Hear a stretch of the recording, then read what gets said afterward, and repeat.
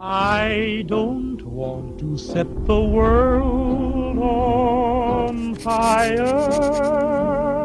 Je voudrais juste faire une remarque. Les élections, on est d'accord que, normalement, quand on veut dire qu'on est convaincu par personne, on est bien censé voter blanc, non? Ah bah si. Et ça vous paraît cohérent que depuis 2014, ce soit comptabilisé, mais pas pris en compte? C'est quoi le concept? Oui, bonjour, je voudrais affirmer que je ne sers à rien. À l'origine, le concept du vote blanc, c'est pour permettre de renouveler le personnel politique quand les gens proposés te plaisent pas. Parce que t'as bien intégré que les politiques, c'est le personnel de ton pays en fait. Un peu comme si ton pays c'était un resto. Je demande.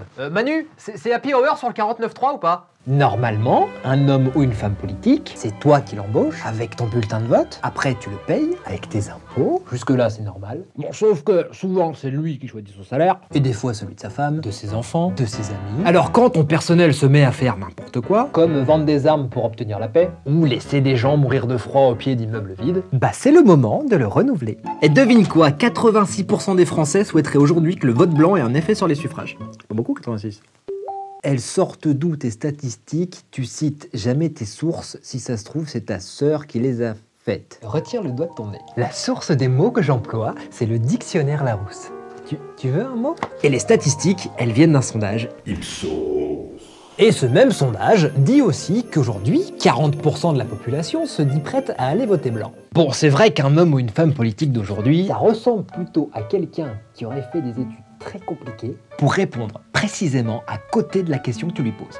Précis. Et c'est servi avec quoi la langouste? Avec le confluent des fleuves dans lesquels nous nous inscrivons pour pacifier les mémoires et tout ce qu'elles ont parfois d'irréconciliable entre elles parce que c'est notre projet.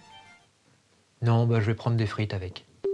Oui, mais voter blanc, ça sert à rien. C'est comme pas voter du tout, alors autant rester jouer à la console. Fais un effort. Si tu dis rien, alors que t'es pas d'accord, bah en fait tu te condamnes tout seul à subir. Bah puisque c'est comme ça, j'existe pas.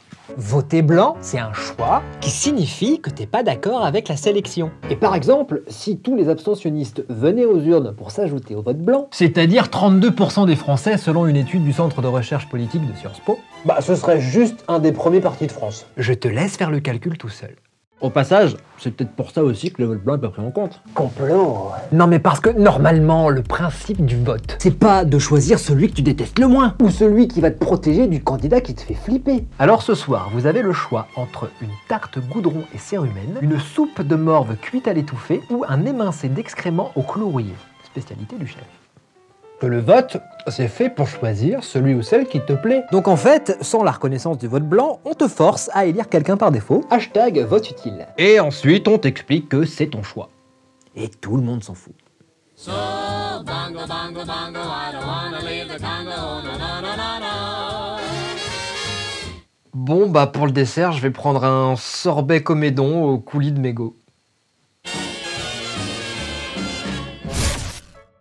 Alors, c'est le moment où tu dois voter pour regarder un nouvel épisode ou voter pour t'abonner à la chaîne. Mais pour ça, il faut que tu votes. Et allez, tu te bouges et tu votes. Allez.